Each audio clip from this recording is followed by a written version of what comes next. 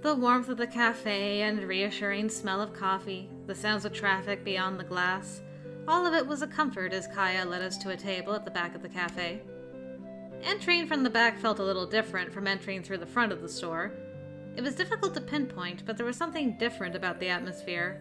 It was quieter, for one. There was also a subtle thrum of energy in air. Magic, I suppose.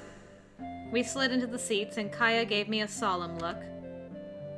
Okay. The first thing you need to know is that there is not another Nora out there somewhere. But you said... If I'm a changeling, then it means there was a baby who was stolen. That's true, but... She rubbed her head. Listen to me. Why do you think fairies take human children in the first place? I don't know. The books were vague and contradicting. Some said it was to use them as servants, others said it was to use them for breeding. Kaya just shrugged. It's all the same thing. Fairy life force is weak, and every generation is born weaker than the last. If they don't rejuvenate their race with outside blood, they'll eventually die out. So they use humans who have far higher vitality. Exactly. Humans have short lifespans, but their life force is very potent. Exactly what the fairies need to keep their race strong. Okay, I get that much, but what does that have to do with there not being, well, a real... me somewhere? Many years ago, fairies stole children and didn't replace them at all. But because human parents are protective of their young, and because babies don't just wander off on their own, of course they try to find the missing children. They would inevitably raid the fairy hills, invade all the secret places of the Fae to bring their children home. Fairy hills. Somehow that sparked a strange sense of nostalgia. So, to cover their tracks, fairies began to replace the babies with changelings.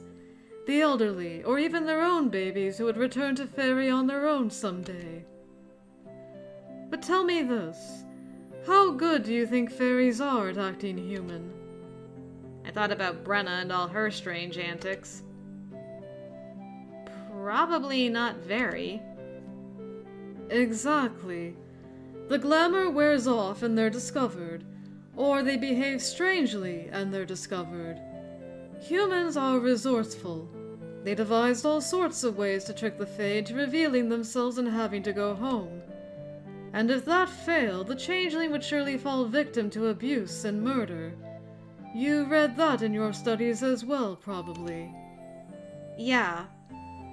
If the changeling dies, the Fae are obligated to return the stolen child. The Fae take a double loss. They had to come up with a way to prevent that at all costs. And how did they do that? There is one type of magic that the Fae possess, which very few others have perfected. Are you really going to make me keep asking for more details? Not to be demanding and all, but could you just get on with it? Kaya laughed at that. Soul transfer magic. They have the ability to transfer souls in and out of bodies with ease. Soul transfer. What better camouflage could there be for a fairy changeling than a human soul to hide behind? I'm not quite understanding what you're getting at. They took your body and left your soul in the body of a fairy, the body sitting before me right now. You're saying that Nora is the changeling and the human child at the same time? Exactly. This actually might make sense when you consider my sleepwalking. Sleepwalking? I'm assuming you're not referring to a normal sleep disorder. I wish, but no, it's not like that at all. It's more like... Well, I started waking up outside in the middle of the night, which had never really happened before. It started right after we moved back. Or so I thought. Then I sort of found out from my brother that I'd been doing it for a long time. He'd been aware of it the whole time, but never said anything? Yeah, that's kind of a long story in and of itself. Anyway, I guess what really bothers me is that I typically become aware that I'm dreaming while it's happening.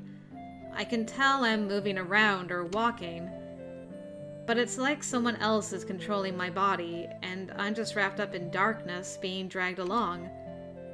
Even if I try to stop myself from moving around, I can't. Then, whenever I wake up, it's like... I don't know how to describe it. It's like I suddenly snap back into my body. When was the last time this happened? I don't really know. Allie helped me find a way to keep me in my room at night, but I think I'm still doing it. Just staying inside. Sounds like the changeling has been trying to take control at night. To get me back to Fairy, right? To get back home. To her home, anyway. Most likely. But why? I mean, I understand the camouflage thing, but that doesn't seem like it should be much of an issue these days. When a baby goes missing, I don't think most parents are going to rush out and go find a fairy hill to raid. True enough. But the soul transfer had an unintended consequence, one that turned out to be quite beneficial to the Fae. You see, humans who live in Fairy for long periods are changed by the exposure to Fae magic. After a while, you can't really say they're human anymore. She gestured to her own ears, which came to rather distinctive points. You can see the problem. If Fairy magic changes us outwardly, it can change us internally as well. The longer we live in Fairy, the weaker our life force becomes. For children who grow up there, by the time they're adults, they've lost nearly all the human vitality that made them so useful to begin with. But kidnapping adults comes with its own problems, and they nearly always find a way to escape. The fairies realize that by keeping the human souls here in the human world, even if they were housed in a Fae body, they would keep their human vitality without becoming tainted by impurities, the way human souls often do. The end result when they finally transfer the soul back to the original body is near perfect salvation for the fairy race. Life force with all the purity of the Fae race, and all the vitality of the human race. I shot Mark a surprised look. That had been almost exactly what Adrian said, too. Are you all right? I don't know. He seemed strangely guarded in a way that he hadn't been in a while. I couldn't blame him. I was feeling pretty anxious at the moment as well. What you're saying is that right now, in this body with me, is one of my kidnappers.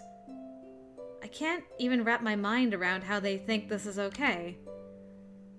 It's quite generous from a certain point of view. You have your childhood with your family. You have your life. And then you get to live in Fairy, have your lifespan extended, learn magic. Yeah, because that makes it okay to steal my body, rip me out of it, and shove me in a different one. Oh, and let's not forget about that time they attacked my brother and blinded him. Yeah, I'm touched. Super grateful for that generosity. I clenched my jaw and took a deep breath. How do we undo this? If they're planning to return me to my original body, that means it's still somewhere alive. Without your soul and mind, your body is more like a puppet, an empty shell. But yes, it's alive and being well cared for in Fairy, no doubt. They are washing your hair but not cutting it. But to break the contract... Contract? Fairies don't just steal children. They get permission. Sort of. Not that the human family would recognize it as giving permission. And And in your case, we don't know at what age you were stolen. Even if you were old enough to remember it, those memories were likely sealed. I frowned. Spencer might know. Without knowing the exact terms of the contract, you'll have to rely on a more general method of breaking it. And unfortunately, that's a bit of information I was never exactly given.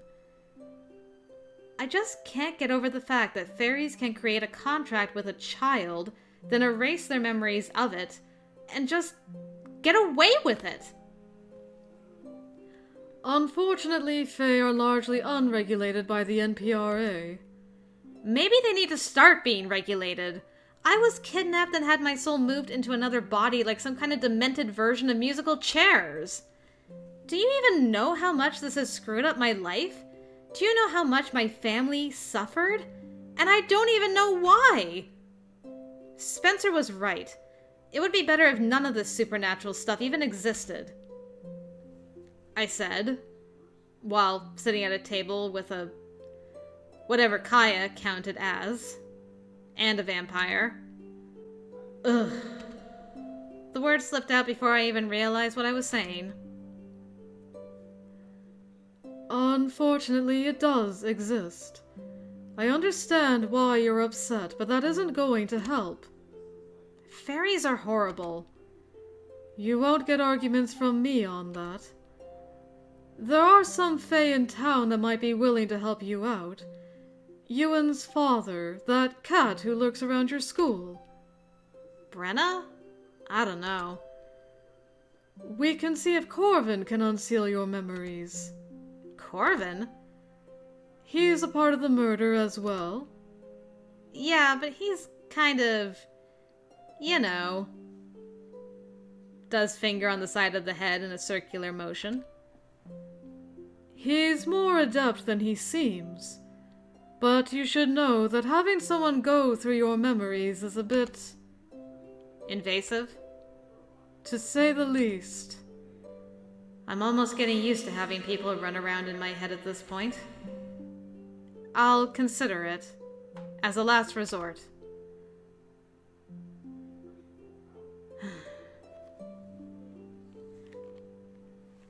I mean, yeah, I want to ask Mark what he thinks of it all, but he does like his independent woman. He will make his opinions stated if she so calls for it. And if we go out for fresh air, he might just tell us anyway. Let's get some fresh air. That's kind of Nora's thing. I think if she stays here too, she'll just get upset. She should probably go and just take a minute and not blurt out more wild talk. For now, I think I need some fresh air. I need to clear my head a bit. But I have to thank you. You've been really helpful. Well, that's my job. Can I ask you something? Of course. You said you were a changeling. How did you... I never broke my contract, if that's what you want to know.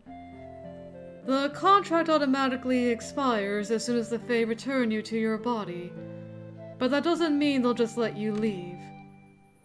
I stayed with them for a while, took my leave when I tired of it. Methods for forcibly breaking the changeling contract were kept close secrets, so I never learned to do it. What are the chances of me getting away if they manage to get me back to Fairy? Eventually, pretty good. Immediately, not so much. If you want to continue the life you have now, your only option is to break the contract before it's too late. Too late meaning before they get me back to Fairy. Too late meaning before your soul becomes permanently rooted to that body. Is that a thing that can happen? Bodies are only meant to house a single soul. The burden of carrying two is pretty intense, so the body compensates by trying to force the souls to merge. It's a long process, but if you've been in that body since childhood, it's probably already begun. We can have Merle have a look when he gets back if you want. He can tell? Probably. No, I think I just need to clear my head for a bit. I stood and gave her a weary smile. Thanks for your help. If you have more questions, just ask. As long as it's only more information, the price you've paid will suffice. Okay. I wasn't ready to return to the courtyard yet, so I had gone out the front of the cafe, and Mark had followed. We were walking silently down the sidewalk together. I was still trying to grasp the absurdity of it all. If that had never happened, Spencer and I would have never drifted apart. We never would have moved in the first place. I never would have gone missing like that and disrupted the entire family. Spencer's eye wouldn't have been hurt. Kara wouldn't have been hurt. I might even still be friends with her. I remembered every single fight with Spencer. Every moment he'd been nasty to me, and I knew exactly what sort of pain and frustration were fueling it. And that he had every right to be wary and paranoid and anxious. Feeling like that all the time had to have taken its toll.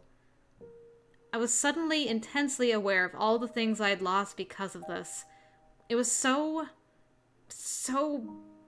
infuriating. If that had never happened, I'd have never joined this club, and I wouldn't have to deal with things like drifters and fairies and vampires. And vampires. Aw, Mark looked so sad. I stopped and stared down at the sidewalk in front of me. I'd never have gotten the chance to get to know Mark at all. We'd probably still be total strangers.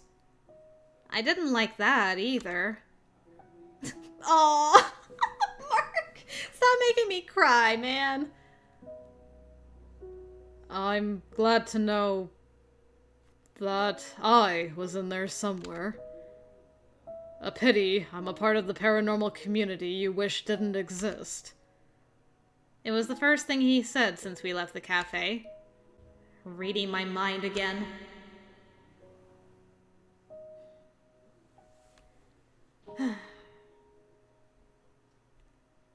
This is...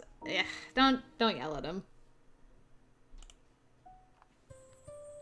Isn't it normal for me to have mixed feelings about this? Wouldn't anyone feel this way? My entire life has been completely derailed because some stupid fairy decided I'd be better off with them. I'd have had a normal life if not for the fact that I was kidnapped and soul-swapped, and who even knows what else? I'd have a normal relationship with my brother. I wouldn't have put my family through everything I've put them through. So I think it's normal to be frustrated about it all. But yes, I know there are things I'd be missing out on. I get that. You think I don't like being in the club? Because I do like it. It's frustrating and scary at times, but it's something I'd miss if I wasn't a part of it. I'd miss out on being able to have a normal friendship with Allie, on getting to know everyone. I'd miss out on getting to know you. And I don't want that. I don't want to give that up. I dragged a hand through my hair in frustration, trying to figure out how to vocalize these conflicting feelings. I didn't want him to feel like I didn't value the things I'd gained through all this. And Mark hadn't said a word. He was just staring at me as I ranted at him, and I couldn't read the look on his face at all. I sighed heavily.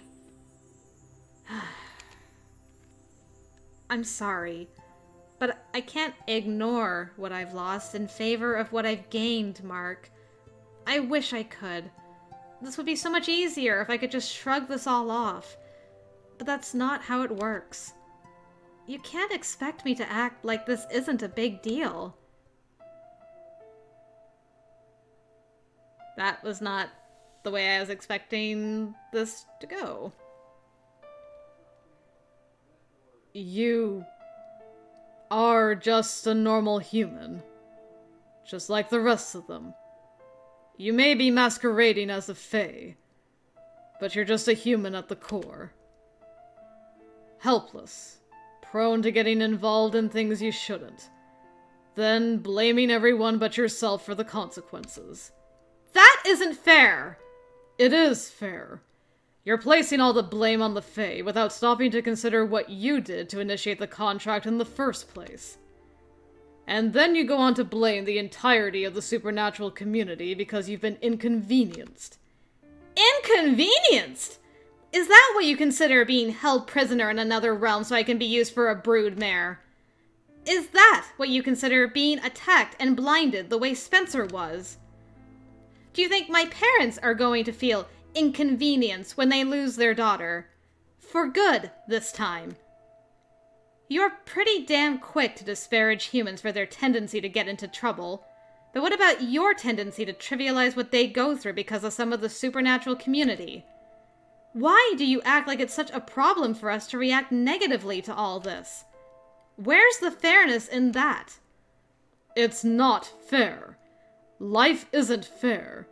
Isn't that what your people always say? It's not fair that we can't live normally because people like you can't stay out of our affairs either! He turned away, clenching his jaw. This is why I hate humans. It's only fair when it favors you.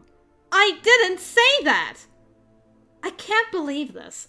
A few hours ago, you cared to the point of badgering me about not doing this without you, and now I'm suddenly in the category of people you hate just because you think I'm a normal human. That's exactly what you are. Just like I'm part of a society you wish didn't exist. You know what? Fine. Go ahead and act like I'm the unreasonable one. Sulk because I've gotten a bit frustrated. And yeah, definitely hate me because now I'm just a troublesome human. You're right. I don't want anything to do with you or the rest of this either. I don't even care anymore. I stalked away from him. He caught my arm before I got far. Where are you going? Away from you. I yanked my arm out of his grasp. Home! Now let go! It's dangerous. Well, what do you care? I'm just getting myself into trouble and I need to deal with the consequences, don't I? He hesitated just slightly there, as if battling with himself over caring. I felt a twinge of frustration and regret that we were fighting over this at all. We shouldn't be. But he was the one who said he hated me. And I knew that he probably didn't mean it any more than I'd meant that I didn't want the supernatural to exist. But that didn't mean it didn't hurt. If I get into trouble, it'll be my own fault then. And I won't blame anyone but myself. I'll drive you. Are you even kidding me? I don't think so. I turned away, intending to leave him there, but of course, it was Mark. He had to have the last word. Storming away without worrying about the consequences is just what I'd expect from you anyway. You always expect the world to step aside so you don't get into any trouble regardless of your actions.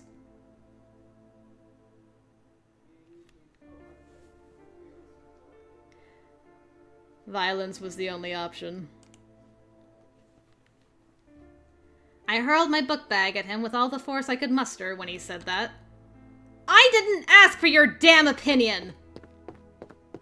I spun around and fled angrily down the sidewalk at a run. When had I ever done that? When had I ever expected everyone else to let me do what I wanted without consequence? I had never done it! I had made mistakes, but not because I wanted to be careless.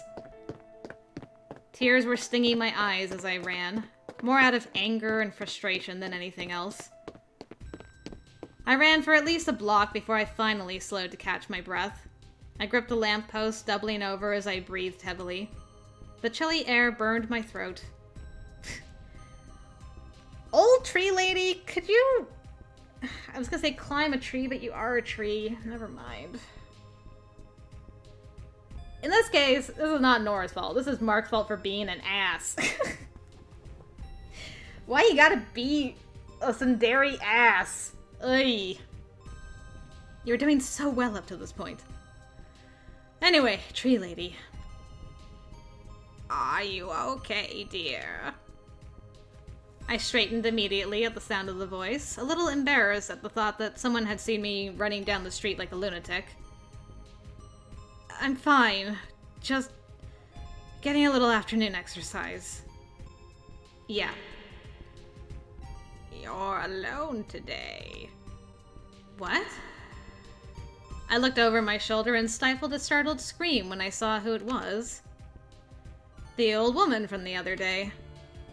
Oh! Shoot. And, of course, I had to run into trouble the moment I was alone. I turned slowly, leveling a determined look at her. What do you want? Oh, I just wanted to thank you for helping me the other day. I didn't do anything. I took a few steps back, unsure what to tell her. I didn't even really help.